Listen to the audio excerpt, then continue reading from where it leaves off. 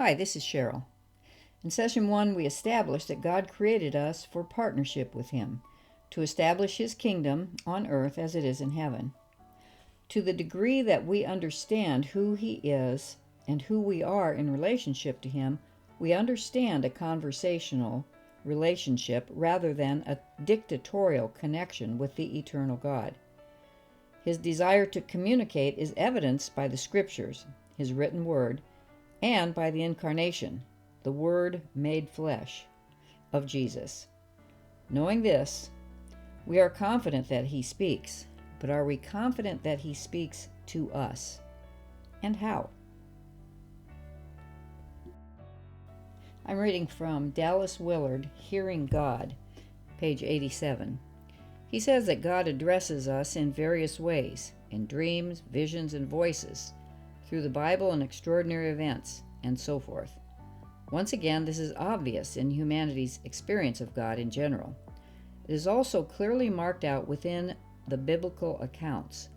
But those who seek to live a life within God's will can be confused about the significance of the various ways God speaks to us.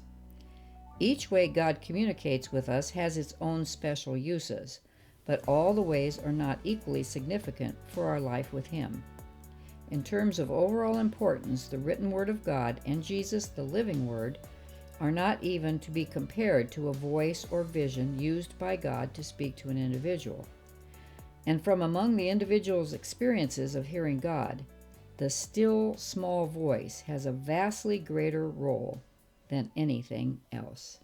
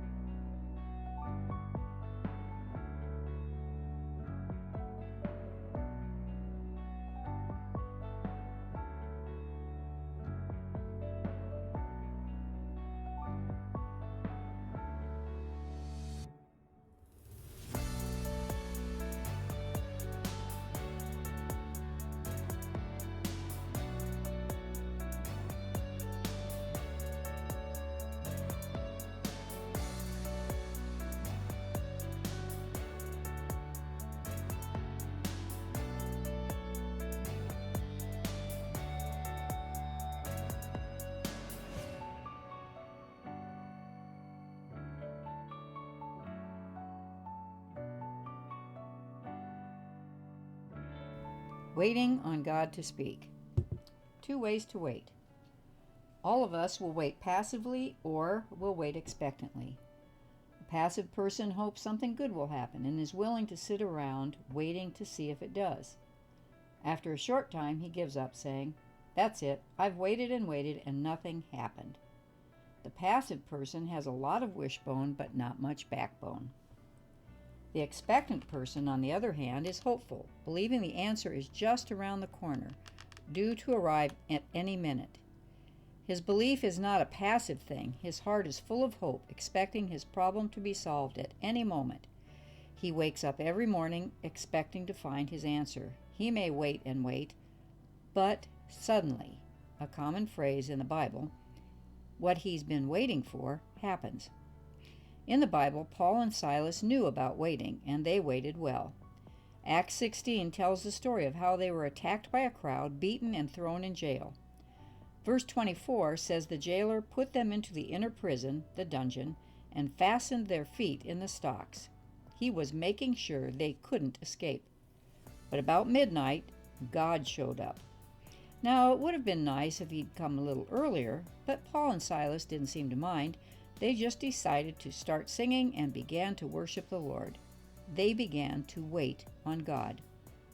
Quote, but about midnight, as Paul and Silas were praying and singing hymns of praise to God, and the other prisoners were listening to them, suddenly there was a great earthquake, so that the very foundations of the prison were shaken.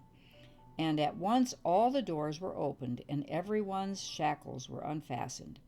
Verse 25 to 26. God answered them suddenly. When people patiently and expectantly wait on God in the midst of horrible circumstances, suddenly God breaks through.